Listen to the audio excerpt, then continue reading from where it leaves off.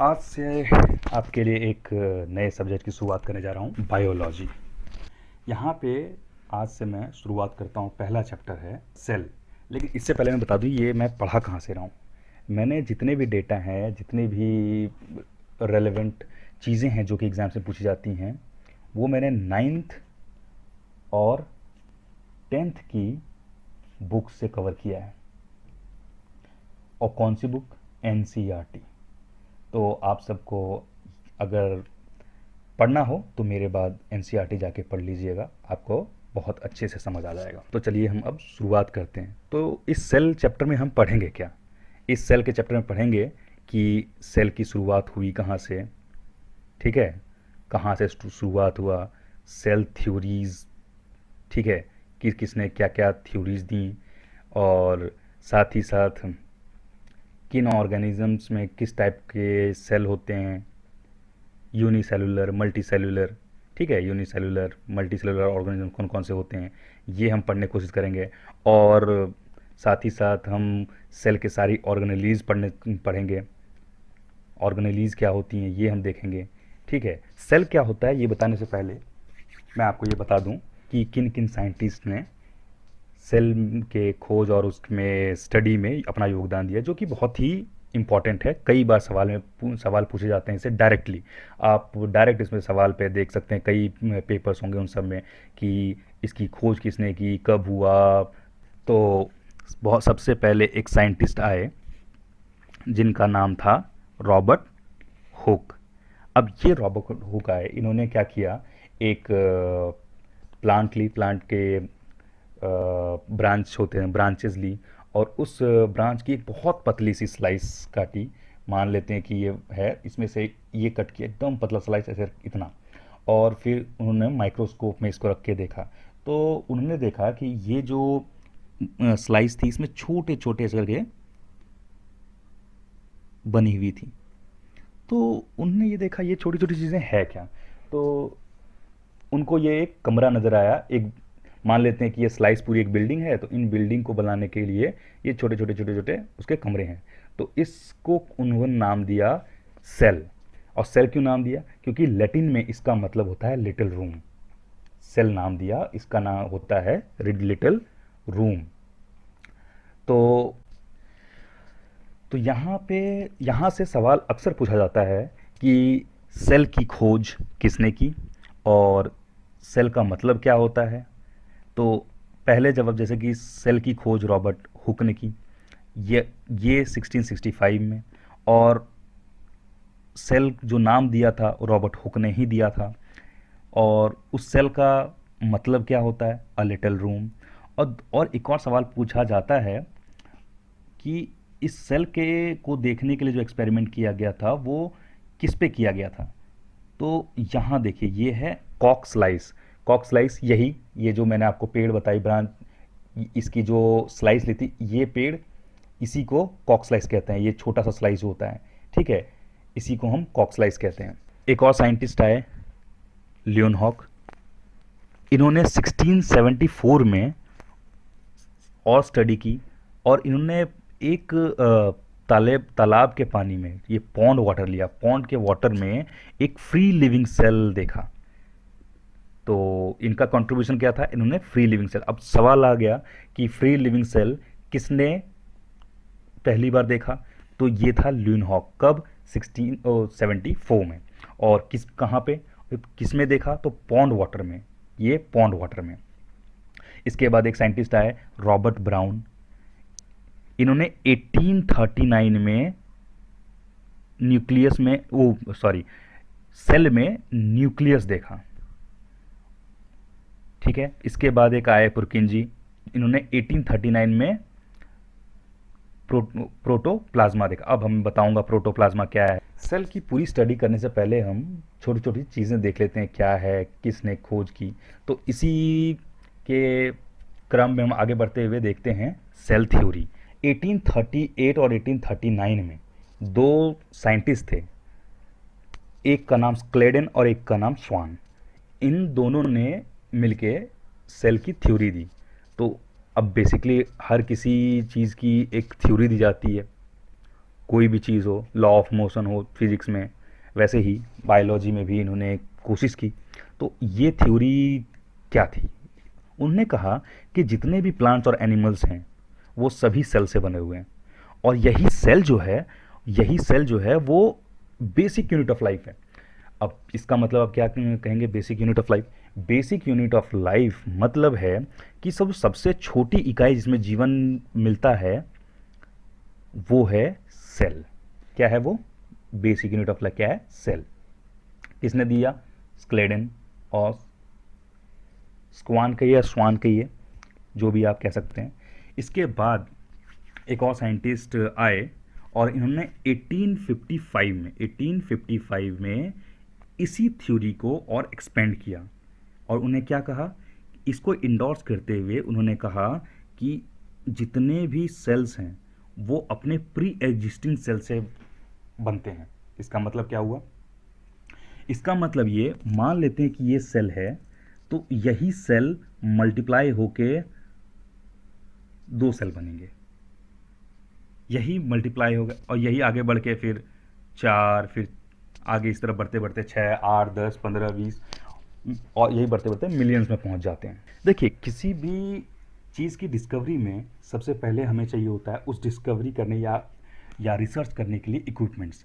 अब जब सेल की स्टडी प्रिमिटिव तरीके में चल रही थी, मतलब जब एडवांस सेल की स्टडी नहीं हो पा रही थी, जब हम अभी आज के जिस तरह सेल है उसकी स्टडी कर रहे हैं जिस तरह, उससे पहले हम जाएं तो पहले माइक्रोस्कोप्स, नॉर्मल माइक्रोस्कोप्स में देखा जाता था, ठीक है।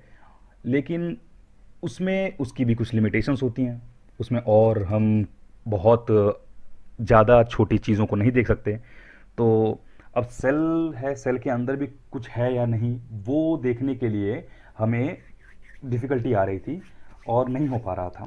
तो यहाँ पे 2 साइंटिस्ट थे जो कि 1831 में, ये देखिए यहाँ थोड़ा गलत लिखा हुआ है, 1931 में, सॉरी 1931, यहाँ 51 नहीं है, 31, 1931 में इन्होंने एक नए माइक्रोस्कोप की खोज की और उसका नाम था इलेक्ट्रॉन माइक्रोस्कोप।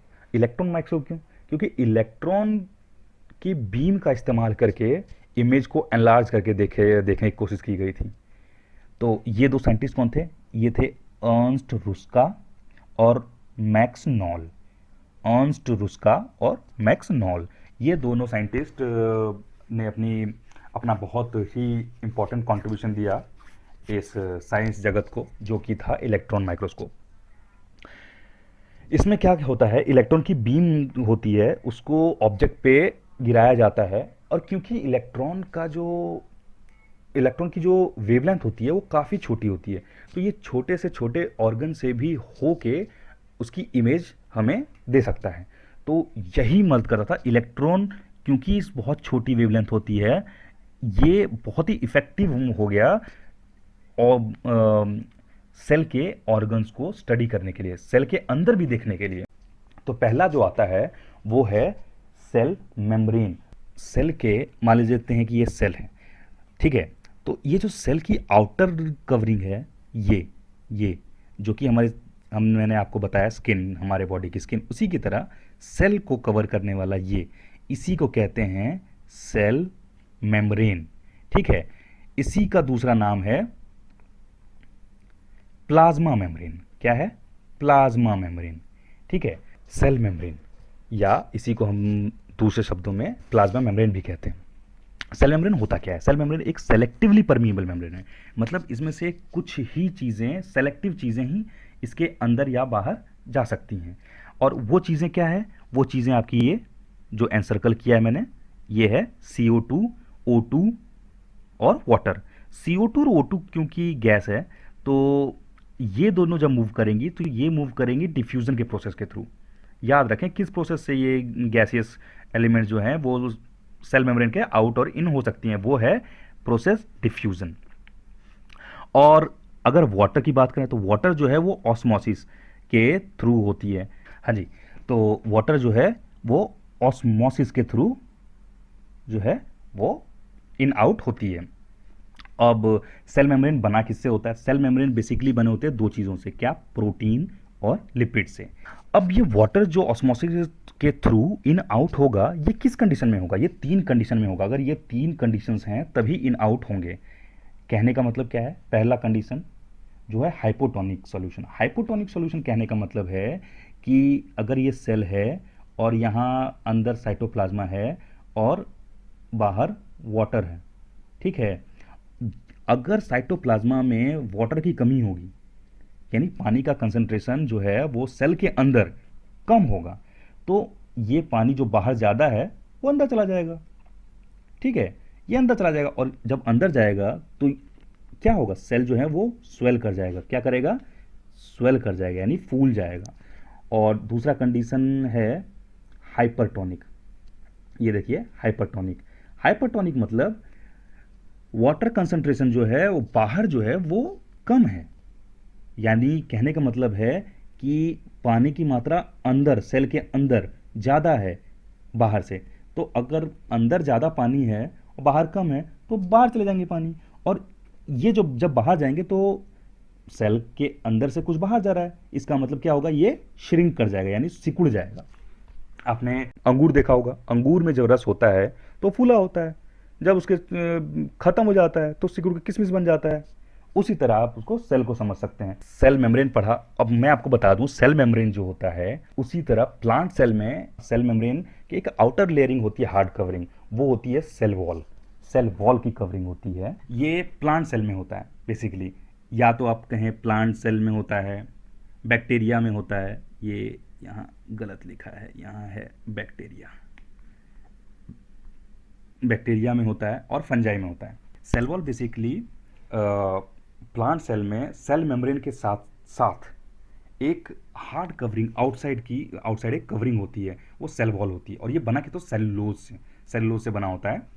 अब जबकि हमने सेल वॉल पढ़ लिया है तो हमें एक चीज़ और जान लेना चाहिए इसके साथ, प्लाज्मोलिसिस सेल वॉल से रिलेटेड है। होता क्या है कि जब सेल वॉल के बाहर मतलब प्लांट सेल से जो साइटोप्लाज्मा होता है उसका पानी या उसका वाटर कंटेंट निकल जाए सेल वॉल के थ्रू, ऑस्मोसिस के प्रोसेस है, तो अब ऑब्वियसली जैसे कि आपको एनिमल सेल में बताया था वो सिकुड़ जाएगा, तो यहाँ पे भी सिकुड़ जाएगा, यानी श्रिंक कर जाएगा या कॉन्ट्रैक्ट कर जाएगा। देखिए यहाँ तक तो बहुत बेसिक चीज़ें थी। अब हम जो पढ़ने जा रहे हैं, चलिए हम न्यूक्लियस देखते हैं। न्यूक्लियस क्या होता है? न्यूक्लियस जो होता है वो सेंट्रल रूम होता है सेल का, ठीक है। और इसके बारे में क्या पढ़ना है, और इसमें पढ़ना है हमें कि न्यूक्लियर मेम्ब्रेन, क्योंकि जो सवाल पूछा था हम वही बेसिकली पढ़ेंगे। न्यूक्लियर मेम्ब्रेन क्या होता है, क्रोमोसोम्स क्या होते हैं, और सेल का बेसिक फंक्शन क्या होता है। तो आते हैं हम पहले फंक्शन पे। फंक्शन देखेंगे तो फंक्शन है plays central role in cellular reproduction in single cell organisms, ठीक है। यानी सिंगल सेल ऑर्गेनिजम्स कौन कौन से थे हमने, देखिए सिंगल सेल ऑर्गेनिज्म आपको बता देता हूँ मैं। ये रहे, ये देखिए यूनिसेलुलर ऑर्गेनिजम्स, ये है अमीबा, पैरामीशियम, क्लैमिडोमोनास, बैक्टीरिया। बहुत ही इंपॉर्टेंट है, इनको आप नोट डाउन कर लें, उसको याद कर लें, कई बार ये सवाल डायरेक्ट आ जाता है। तो सिंगल सेल ऑर्गेनिजम्स में ये रिप्रोडक्शन का काम करता है, सेलुलर रिप्रोडक्शन का काम करता है। अब हम पढ़ते हैं कि क्रोमोसोम्स क्या होता है। क्रोमोसोम्स जो है वो दो चीज़ों से बना होता है। एक ये chromosomes compose of protein and DNA, ठीक है। अब डीएनए क्या होता है? डीएनए बहुत ही इंपॉर्टेंट चीज़ है, जो कि चलिए मैं आपको पहले डीएनए के बारे में बता देता हूँ।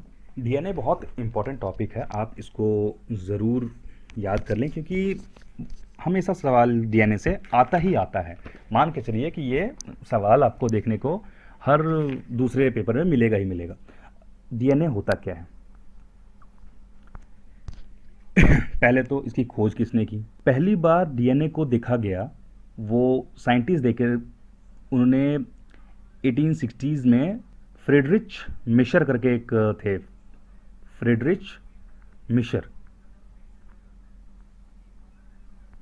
करके एक साइंटिस्ट थे, उन्होंने पहली बार डीएनए को देखा, ठीक है। एक तो आता है, दूसरी बार एक सवाल आता है कि double helical model. Double helical model क्या होता है? डीएनए हम जब भी आप देखेंगे तो अक्सर आप देखेंगे कि डीएनए का स्ट्रक्चर कुछ ऐसे करके आपको मिलेगा, जहाँ भी देखेंगे यहाँ से। तो ये जो मॉडल है, इस मॉडल को पहली बार किसने डिफाइन किया था? ये थे दो साइंटिस्ट। कौन थे ये? कई बार सवाल पूछा गया है, वॉटसन एंड क्रीक। अब ये ठीक है, ये इन्होंने 1950 के शुरुआती सालों में इस पर रिसर्च किया और ये मॉडल उन्होंने इसको डिफाइन किया। ठीक है, एक और सवाल इसके साथ आता है कि डीएनए फिंगरप्रिंटिंग की खोज किसने की थी? ये बहुत ही इंपॉर्टेंट है। ये हमारे इंडियन ओरिजिन के एक साइंटिस्ट थे, डॉक्टर हरगोविंद खुराना।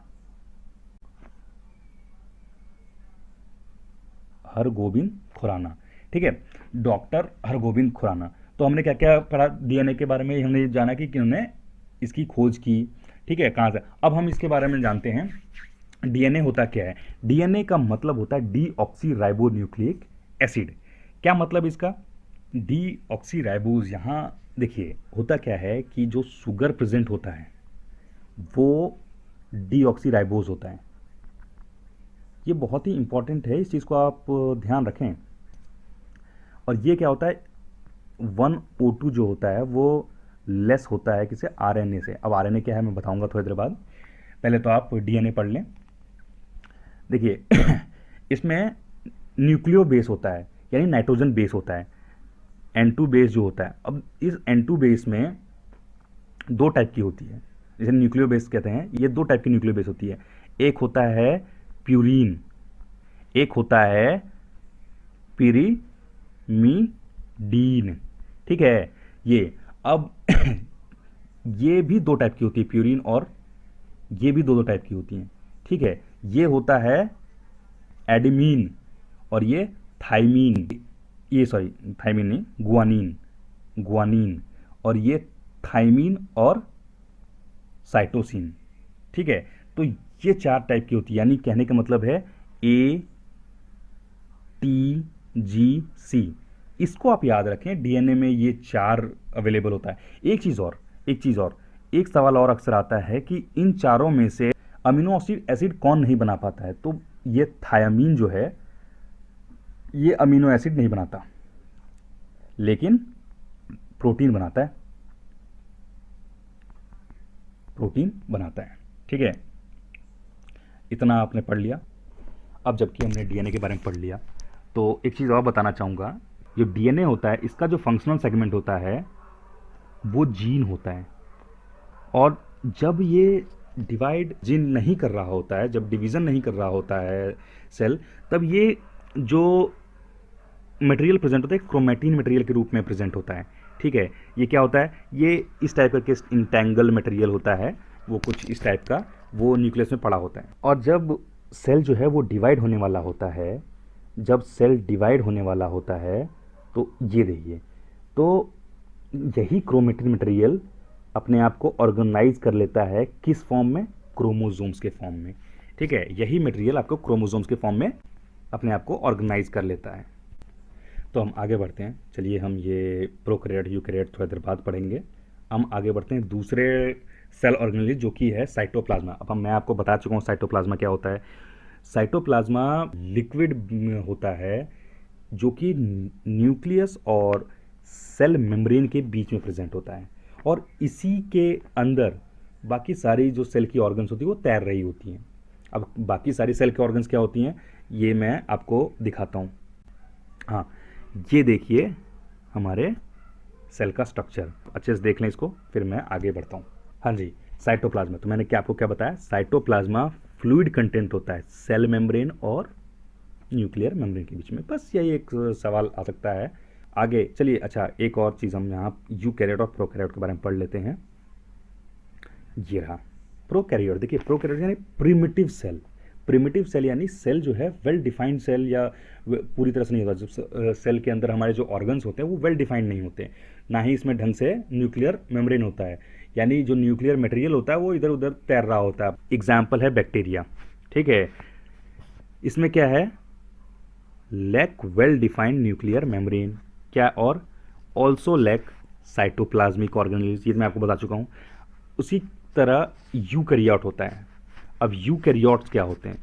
ये होते हैं well defined cell. Well defined cell मतलब इसके न्यूक्लियर मेम्ब्रेन भी वेल डिफाइंड होता है, इसके सारे सेल ऑर्गेनेलिज भी बड़े अच्छे से डिफाइंड होता है, और साथ ही साथ larger in size than prokaryotes. जैसा कि मैंने आपको बताया कि प्रोकैरियोट्स में मेम्ब्रेन बाउंड सेल ऑर्गेनेलिज नहीं होते, ना ही न्यूक्लियर मेम्ब्रेन ढंग से डिफाइंड होता है, ना ही सेल जो ऑर्गेनेलिज होते हैं उनकी मेम्ब्रेन अच्छे से डिफाइंड होती है।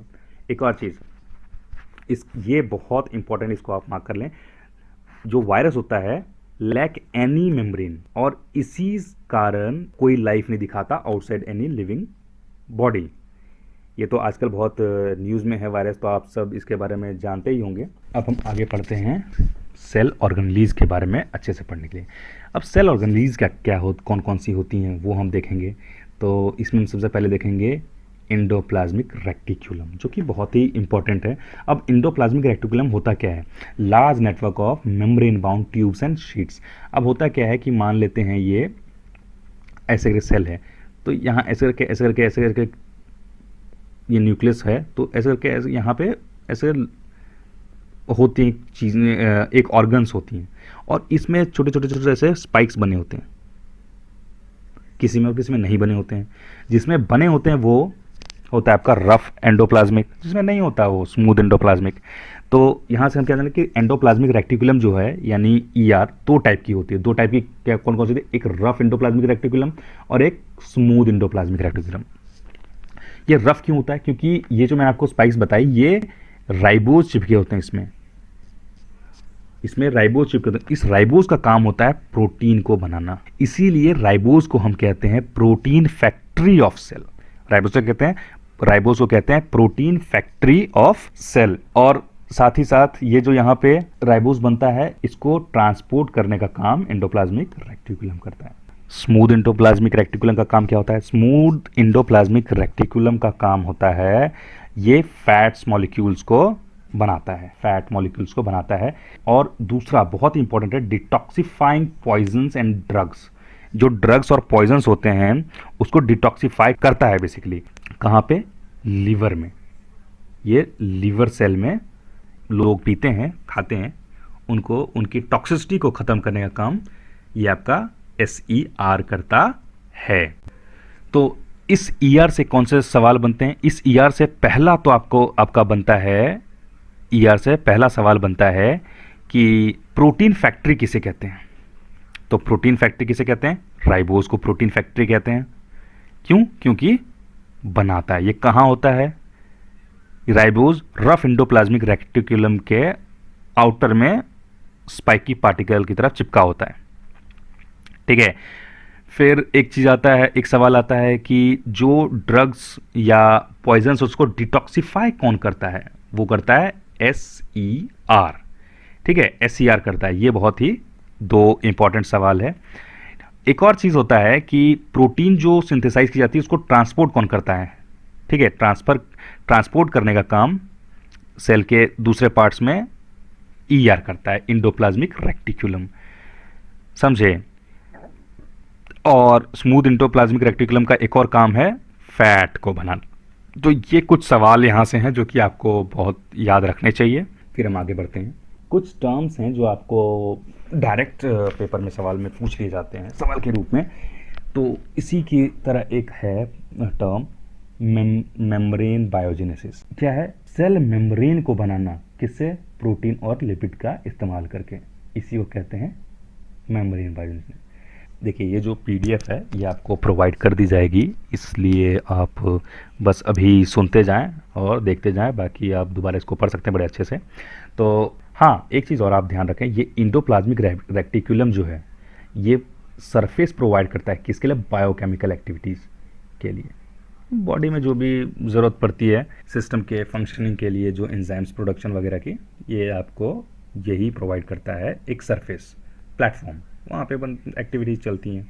हाँ जी, आगे बढ़ते हैं। Golgi apparatus. अब गोल्गी अपैरेटस क्या होता है? गोल्गी अपैरेटस ये देखेंगे ऐसे कर कुछ इस टाइप का पूरे स्ट्रक्चर्ड बन के ऑर्गन होते हैं, उसे हम गोल्गी अपैरेटस कहते हैं। इसको पहली बार जो है वो डिस्कवर किया गया था कैमिलो गोल्गी द्वारा, जिनको 1906 में नोबेल प्राइज़ मिला था कैमिलो गोल्गी के डिस्कवर के लिए नहीं, नर्वस सिस्टम पे के स्ट्रक्चर पे काम करने के लिए इनको मिला था। तो ये सवाल ऐसे ही बनते हैं।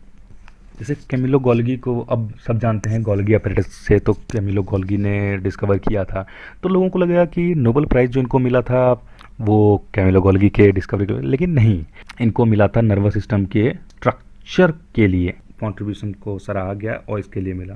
तो ये ध्यान रखें, कैमिलो गोल्गी को नोबेल प्राइज़ जो है वो गोल्गी अपरेटस के लिए नहीं मिला, जो कि नर्वस सिस्टम के स्ट्रक्चर को डिफाइन करने के लिए मिला था। हाँ, तो ये गोल्गी अपरेटस क्या होता है? ये होता है membrane bound vesicles in a system arranged parallel in stack. जैसे कि मैंने आपको बताया, ये इस तरह से पैरेलली अरेंज होते हैं। इसी को आप देखेंगे सेल में, तो वो गोल्गी अपरेटस होता है। और ये गोल्गी अपरेटस का काम क्या होता है? ये बहुत बहुत इंपॉर्टेंट फंक्शन प्ले करता है सेल में।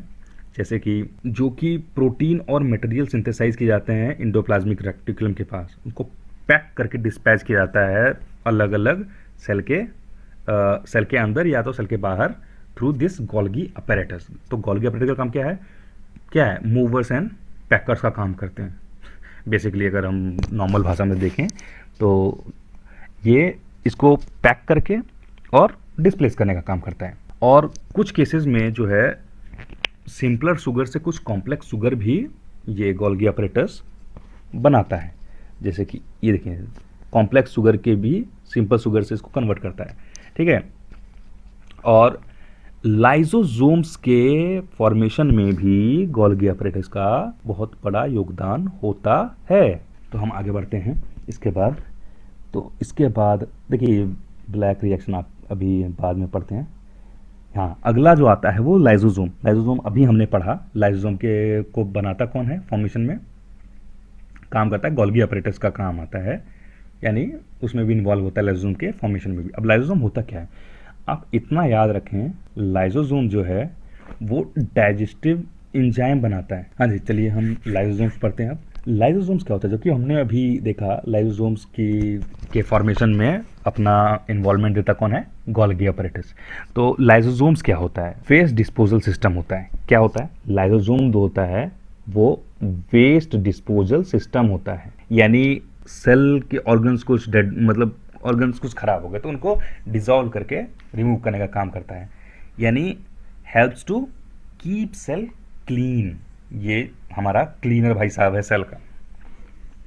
और इसमें एक बहुत ही पावरफुल डाइजेस्टिव एंजाइम होता है which breaks any foreign material entering cell. जो भी कोई भी बाहर का मटेरियल अंदर आने की कोशिश करता है, जैसे बैक्टीरिया, फूड या पुराने सेल के ऑर्गन्स जो डैमेज हो गए हैं, उन सबको खा पी के ख़त्म कर देता है।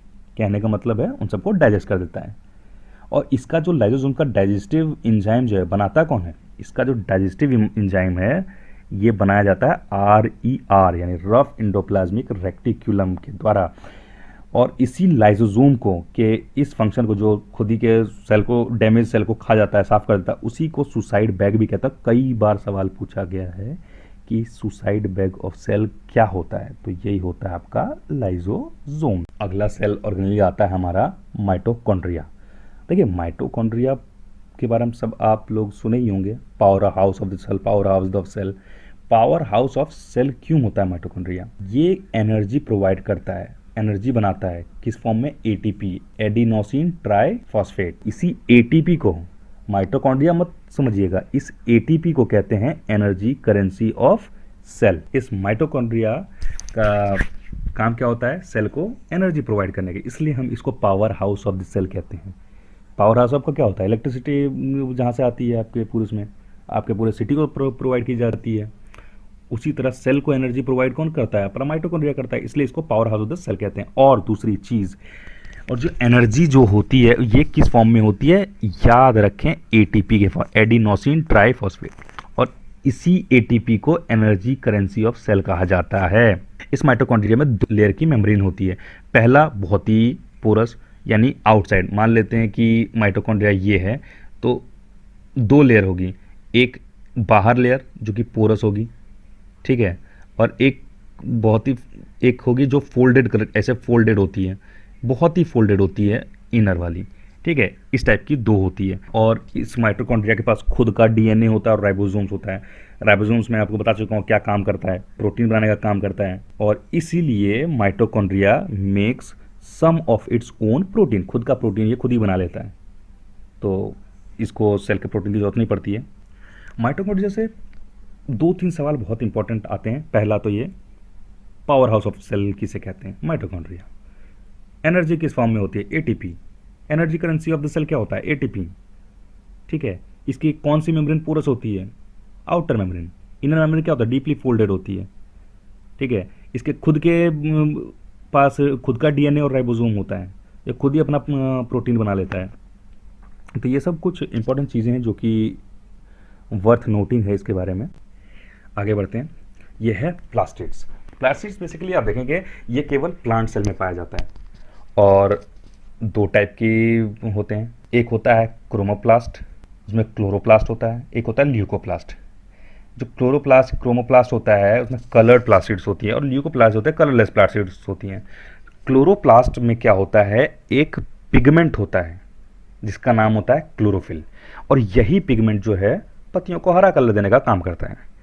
तो क्लोरोप्लास्ट, क्लोरो मींस कलर, ठीक है ना। क्लोरोप्लास्ट में क्या होता है, क्लोरोफिल पिगमेंट होता है जो कि पत्तियों को हरा कलर देने का काम करता है। एक चीज़ और आप ध्यान रखें यहाँ पर, इस क्लोरोप्लास्ट में केवल क्लोरोफिल ही नहीं होता है, इसके साथ कुछ येलो और ऑरेंज रंग के पिगमेंट्स भी होती हैं। इस ल्यूकोप्लास्ट में कुछ चीज़ें स्टोर होती हैं, ये देखिए आपका स्टार्च, ऑयल, प्रोटीन, ठीक है, इनके ग्रैन्यूल्स जो है इस ल्यूकोप्लास्ट में स्टोर्ड होती हैं। और इंटरनल ऑर्गेनाइजेशन इस जो प्लास्टिड है has a material which consist of numerous membrane layers called stroma.